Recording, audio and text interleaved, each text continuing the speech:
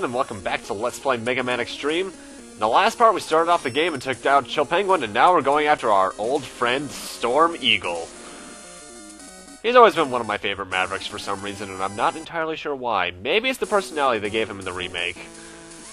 Anyway, you might remember how back in the Super Nintendo game, Storm Eagle's stage had a heart tank just to our left, and that is there, but though it's not a heart tank. However, to get it, you have to dash jump, which is hard to do in this version. One thing I was actually incorrect about is that you can also press the start button to dash, or you could just use the wall kick leg part in order to get to that sub-tank much more easily. They did move around the items a bit in this area, and by that I mean all the locations are still used, it's just the fact they kind of changed what goes where. I actually really like this remix of Storm Eagle's theme. Again, his song was always one of my favorites in the original Mega Man X, and I'm not sure why. Anyway, since, as I just mentioned, they reused all the same locations, so where the sub-tank once was, is now a heart tank, as you may have noticed by our health going up. And the armor upgrade is in the same location as it was in the old game. Anyway, I've actually been playing Azure Striker Gunvolt recently, and by that I mean I just downloaded it today. That's a really fun game. It reminds me a lot of the Zero series, actually. My only problem with it is getting that true ending. Ugh. I like my broken evade ability, thank you.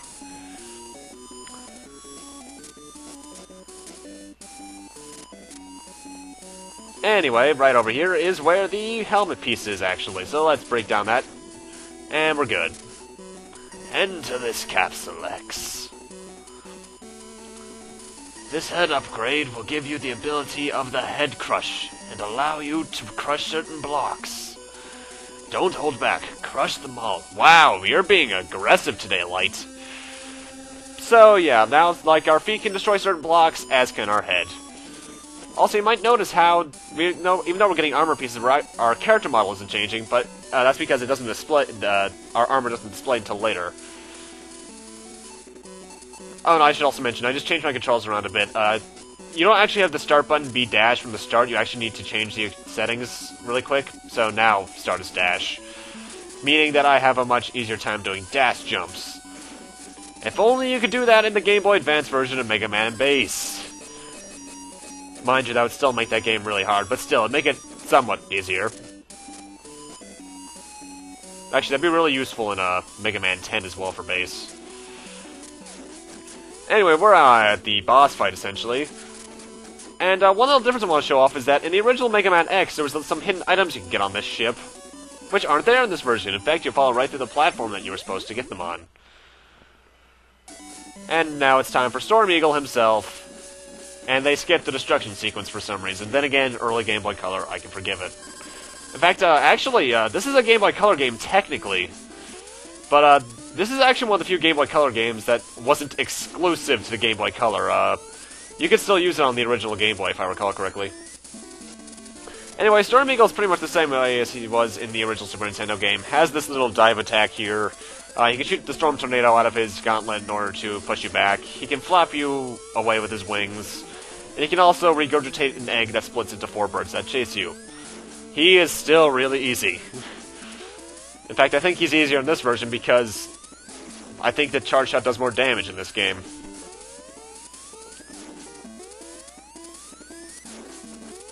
But yeah, no trouble at all.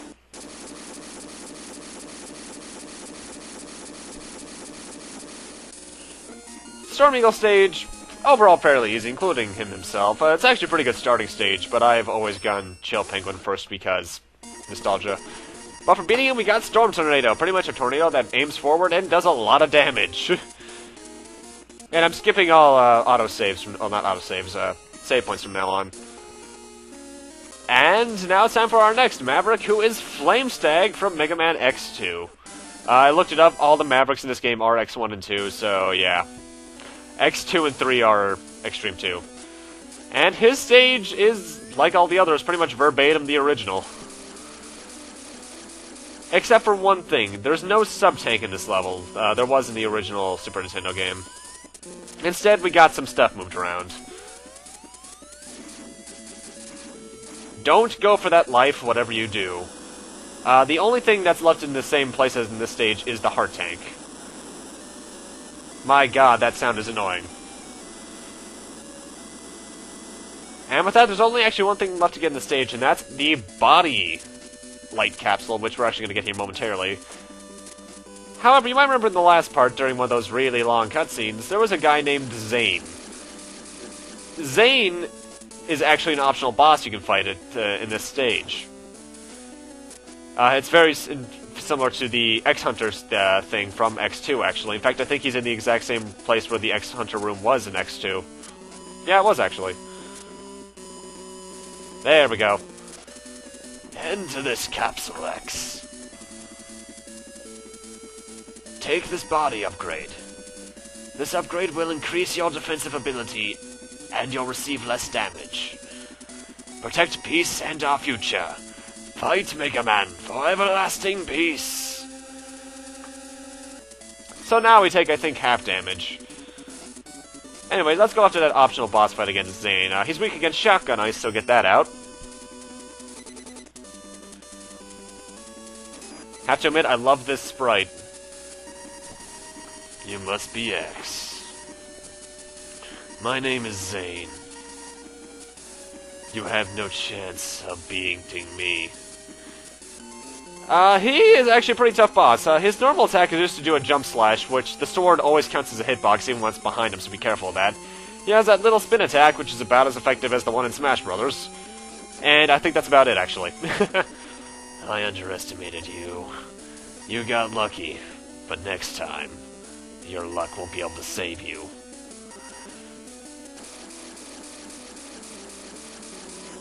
Alrighty, see you, Zane. And with that, we're pretty much done with the stage, actually. There's only a bit of a section left, which is the section of the evil squirrels. And as you can tell, I'm kind of nervous because I have 1 hit point left. These things could blow a piece of leaf at me and I would die. Or, you know, I can get hit with fire, that works too. Game over! I have to replay the entire stage, and holy king of the evil squirrels! Yeah, for some reason they put a lot here, and I don't know why. I don't remember there being that many in X2. Anyway, we're at Flame Stag. He is weak against the Storm Tornado, so get that out. Nice little team model pose there, by the way, X.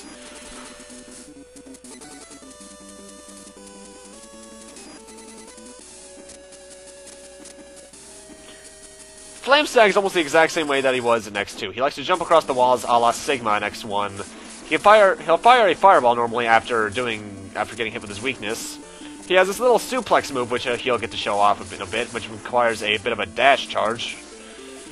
And one thing I forget if they did in X2 or not is that, as you can just see, the color of his fire has changed color. That's due to him being in half health or below. Pinch mode, pretty much. I forget if he did that in X2. Then again, I never give him a chance in X2. But with the Storm Tornado, he is honestly very easy. As are a lot of the Mavericks in this game, actually.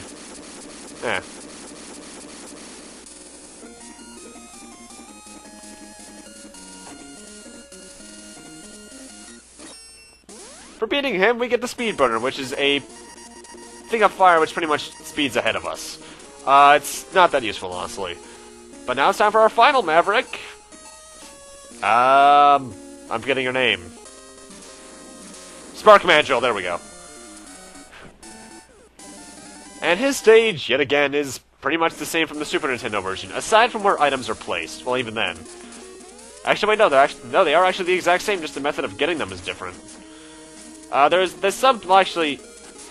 No, I'm half right, actually. Never mind. I'll get into that momentarily.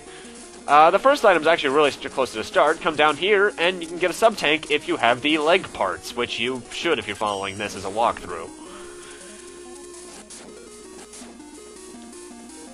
And you remember the dark sections in Spark Mandrill in the in X1 and how they were actually really dark and hard to see in? Yeah, not so much in this version. I can see everything. It kind of neglects the point of the entire section, actually. Then again, if you're playing it on the original Game Boy, it would be really hard to see.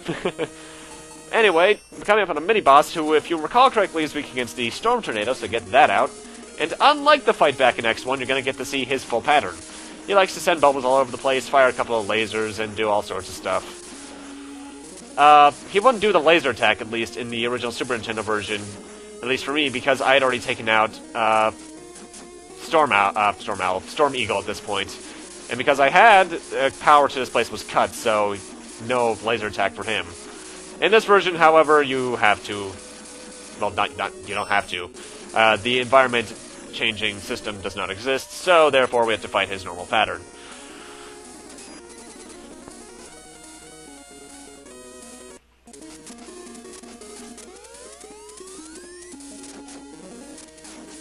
One thing I must say about X's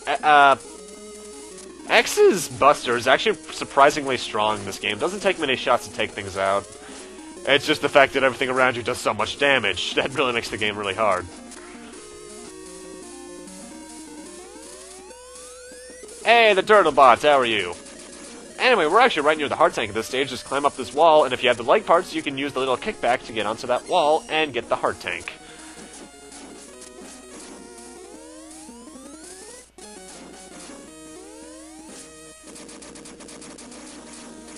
This is actually another really good remix of the 16-bit song. Then again, Spark Mandrill's song was always a theme I loved. Though X1, my favorite song, is still Boomer Kawanger. Now, you might be wondering, where's the armor piece? It's kind of late in the stage. Where is it? Well, it's right up here, right in the final hallway. I missed this so often when I was a little kid for some reason, and I don't know why. It's also surprisingly hard to get up there. Go, yeah! Enter this Capsule X. Take this arm upgrade. The upgrade will increase the strength of your charge shots. The upgrade will also allow you to charge any of your special weapons. Defeat the enemy there, X. And with this, we're gonna get our final armor piece. And in doing so, we finally change appearance. So now we are a sort of fully powered X. I'll get into why at the end of the boss fight.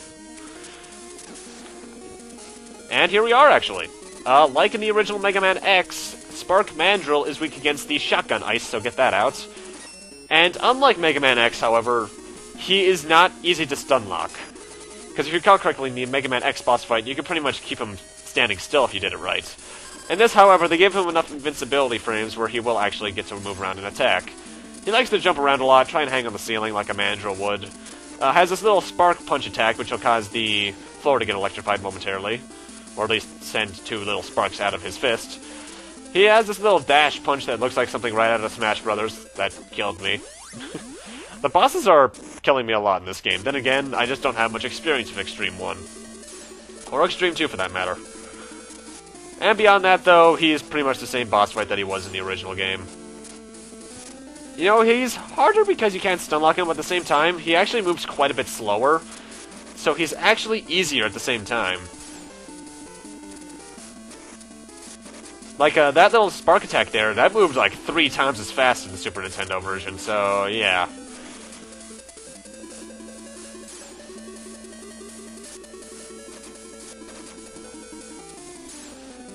But Spark Mandrill goes down like the rest. And that's all 4 Mavericks. Getting to the end of the game, right? Well, sort of. I'll get into why momentarily. But for beating him, we get the Electric Spark, I think it's called? Yes. And this is just a shot of electricity that goes forward. It's only usually useful against things that are weak to it. Hey, Dr. Kane, we do actually see him again. I forgot about this. X, finally.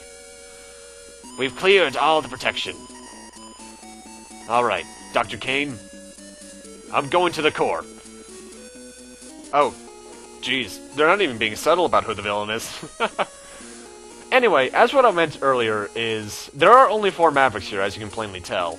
However, there are a total of 8 Mavericks in the game, and that's because when you beat the game, MIDI actually gives you a message about you unlocking Hard Mode.